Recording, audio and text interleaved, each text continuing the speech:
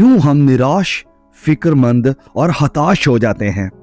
क्योंकि हम आंधियों के ऊपर, पानियों के ऊपर और बढ़ रही प्रॉब्लम्स के ऊपर ध्यान लगा लेते हैं, ना कि उसके ऊपर जो हमारे विश्वास का कर्ता और इसे संपूर्ण करने वाला है।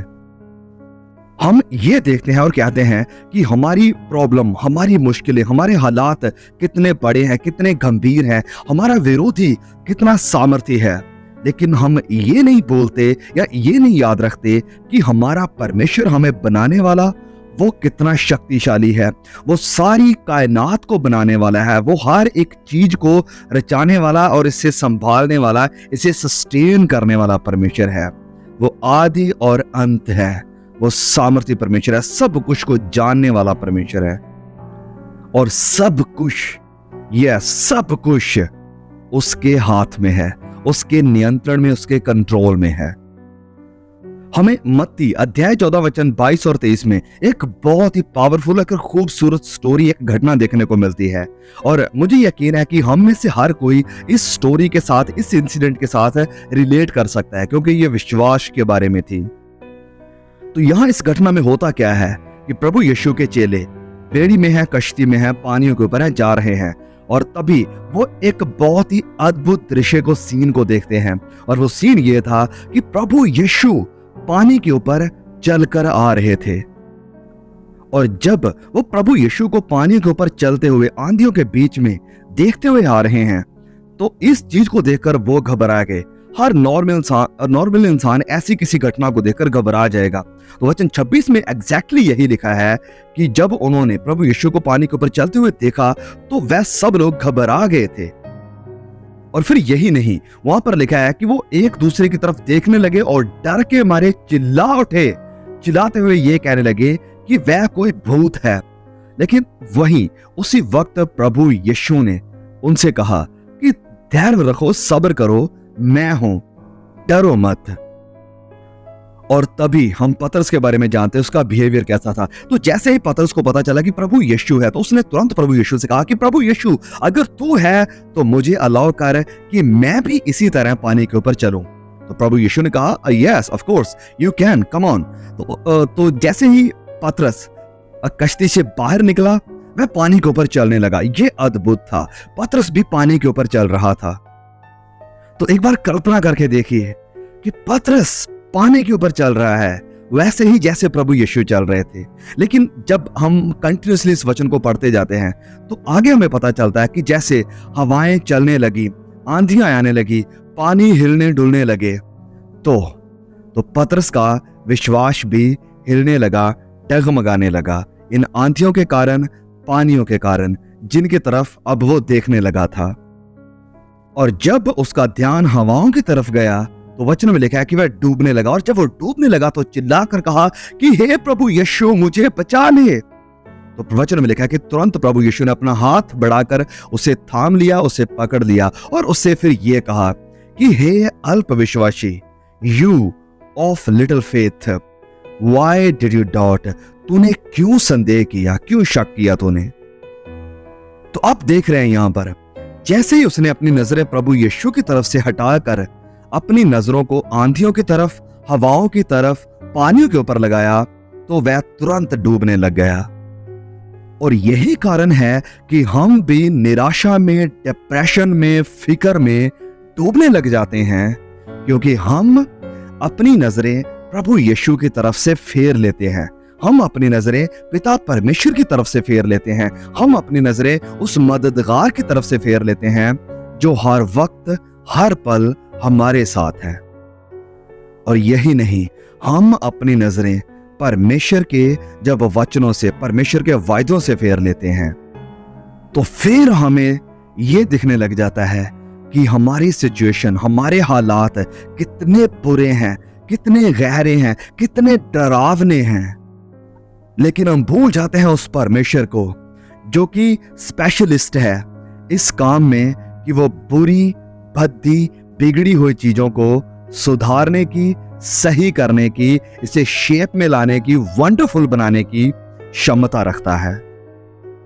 हम अक्सर ध्यान लगा लेते हैं हमारे हालातों के ऊपर कि ये कितने असंभव है, और ध्यान हटा लेते हैं उस परमेश्वर की तरफ से जो असंभव को संभव करने की क्षमता रखता है।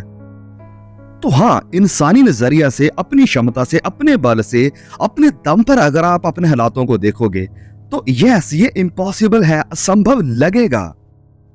लेकिन जैसे ही आप इस हालात को through the eyes of faith देखेंगे, परमेश्वर के ऊपर विश्वास के द्वारा इसे देखेंगे, तो सब कुछ आपको संभव लगेगा। हर चीज में, हर हालात में आपको परमेश्वर की महिमा और आपकी भलाई नजर आएगी। और यही कारण है कि वचन हमसे कहता है कि we must walk by faith and not by sight. तो जो हम विश्वास के द्वारा इस दुनिया में देखते हैं ये लिमिटेड है, ये सीमित है, लेकिन जो हम परमेश्वर के ऊपर विश्वास के द्वारा देखते हैं वो अनलिमिटेड है, वो असीमित है। दुनिया और दुनिया की ताकतें पानी को इस तरह से दो हिस्सों में बांट नहीं सकती थी, लेकिन परमेश्वर की सामर्थ के द्वारा यह काम हुआ। इंसानी नजरिया से एक औरत और एक मर्द के बिना एक बच्चे का पैदा होना असंभव है, इम्पॉसिबल है, लेकिन परमेश्वर की सामर्थ के द्वारा यह हुआ। इंसानी नजरिया से एक इंसान जो कि मर चुका है 3 दिन से 4 दिन से, उसका फिर से जिंदा होना असंभव है, लेकिन परमेश्वर की सामर्थ और ताकत के द्वारा यह हुआ। तो इंसानी नजरिया से हो सकता है आपके भी हालात, आपकी भी मुश्किलें ऐसी हों जो कि असंभव दिखाई पड़ रही हों, लेकिन परमेश्वर के ऊपर विश्वास के द्वारा और परमेश्वर की ताकत के द्वारा आपके हालात भी प्रभु यीशु मसीह में संभव हैं। God can change your situation. God can lead you through.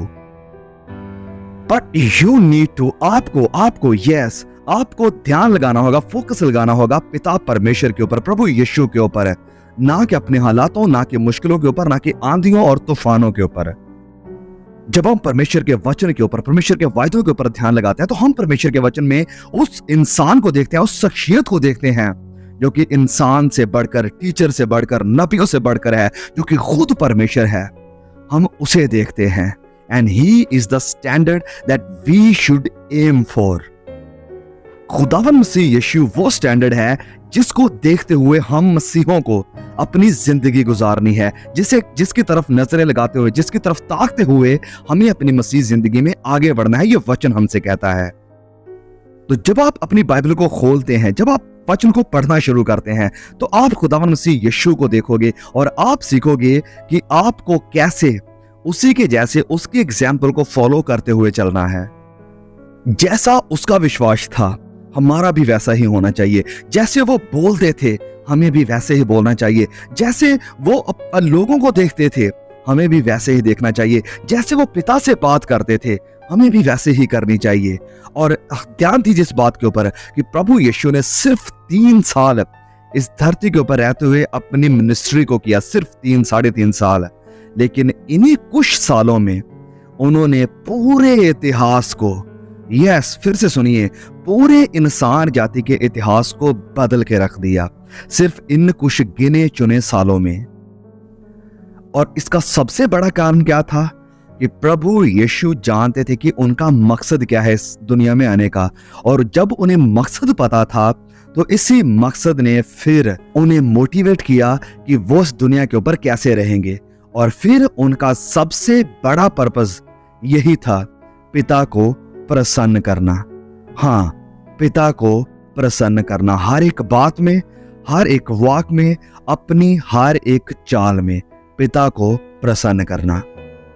जब हम यूहन्ना अध्याय 9:4 में पढ़ते हैं, वहां पर लिखा है कि जिसने मुझे भेजा है, प्रभु यीशु कह रहे हैं कि जिसने मुझे भेजा है हमें उसके काम दिन ही दिन में करना अवश्य है। हमें उसका काम, वह रात आने वाली है जिसमें कोई काम नहीं कर सकता। तो प्रभु यीशु हम देख सकते हैं कि अपने पर्पस के कारण पूरी तरह से मोटिवेटेड थे वो काम करने के लिए जिसके लिए वो दुनिया में आए हुए थे। हम देख सकते हैं जब हम बाइबल में पढ़ते हैं कि प्रभु यीशु पूरी तरह से फोकस्ड थे शुरुआत से ही। शुरुआत से ही 12 साल की उम्र में हम उसे जब बाइबल में पढ़ते हैं तो वहां पर लिखा है कि वो कहते हैं कि मैं अपने पिता के काम को पूरा करने के लिए आया हूं और उसी में मुझे लगे होना चाहिए। तो प्रभु यीशु पूरी तरह से फोकस थे उस मिशन के ऊपर जो मिशन पिता ने करने के लिए प्रभु यीशु को भेजा था। यस, जिस मिशन के लिए पिता ने प्रभु यीशु को भेजा था, प्रभु यीशु उस मिशन के ऊपर फोकस थे। He never quit it. He was never worried about his mission. तो मेरे प्रिय भाइयों, मेरी बहनों, मैं यहाँ पर आपको बताना चाहता हूँ, आपको कहना चाहता हूँ कि परमेश्वर का आपके लिए भी एक मकसद है, आपके परिवार के लिए एक मकसद है, आप जहाँ पर काम करते हैं वहां के लिए भी एक मकसद है। तो प्लीज ध्यान ना लगाएं अपने ऊपर या अपने आसपास में आ रही आंधियों के ऊपर, पानियों के ऊपर, जो आपको डुबाने की, आपको नीचा गिराने की, आपको निराशा में लेकर जाने की कोशिश कर रहे हैं। फोकस करें, ध्यान लगाएं अपने पिता की तरफ, जिसने मुझे और आपको इस धरती के ऊपर रखा है, जिसने मुझे और आपको गुनाहों से छुटकारा दिया है, और उसका पर्पस, उसका मकसद हमारी जिंदगी में पूरा होने दे। यस, उसके मकसद को अपनी जिंदगी में देखें और उसकी तरफ नजरें लगाकर रखें, उसकी तरफ ताकते रहें। निराश मत हो जाइए, छोड़ने वाले मत हो जाइए। Don't ever give up.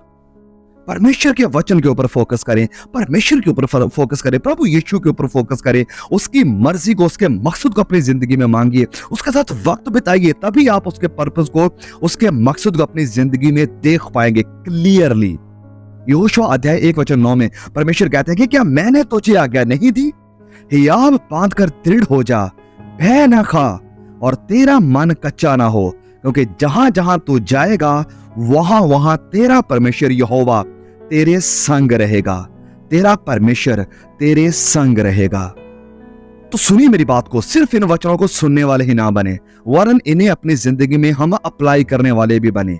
परमेश्वर ने क्या कहा यहां पर कि हियाव बांधकर दृढ़ हो जा, बी करेजियस। हियाव बांधकर दृढ़ हो जा, भय ना खा, चिंता मत कर, तेरा मन कच्चा ना हो, तेरा मन उदास ना हो। तो जहां कहीं भी जाएगा मैं तेरे साथ हूं। यस, इस बात को याद रखें, मैं तेरे साथ हूं। और परमेश्वर ने यहोशुआ को कहा कि जैसे मैं मूसा के साथ था, जैसे मैं मूसा के साथ था, वैसे ही तेरे साथ भी मैं रहूंगा, वैसे ही।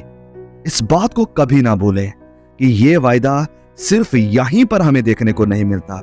ये वायदा प्रभु यीशु ने भी किया था कि मैं तुम्हें अकेला नहीं छोड़ूंगा, मैं फिर तुम्हारे पास आऊंगा, मैं तुम्हें अनाथ ना छोड़ूंगा, देख जगत के अंत तक हमेशा हमेशा हमेशा मैं तुम्हारे साथ हूं। इस आखिरी वचन को मैं हम सब के लिए पढ़ूंगा और इसे हमेशा के लिए अपने दिमाग में बिठा लें, हमेशा के लिए, और बोले मेरे साथ। रोमियो अध्याय 8:31, रोमन्स 8:31। यदि परमेश्वर हमारी ओर है, पावरफुल, यस, आमीन। यदि परमेश्वर हमारी तरफ है, यदि हमारा खुदा हमारी तरफ है, तो हमारा विरोधी कौन हो सकता है? अगर परमेश्वर हमारी तरफ है तो कौन है इस दुनिया में और इस बाहर की दुनिया में या आत्मिक दुनिया में जो हमारा विरोधी हो सकता है? कौन हमारा विरोधी है अगर परमेश्वर हमारी ओर है? इस वचन को याद रखें।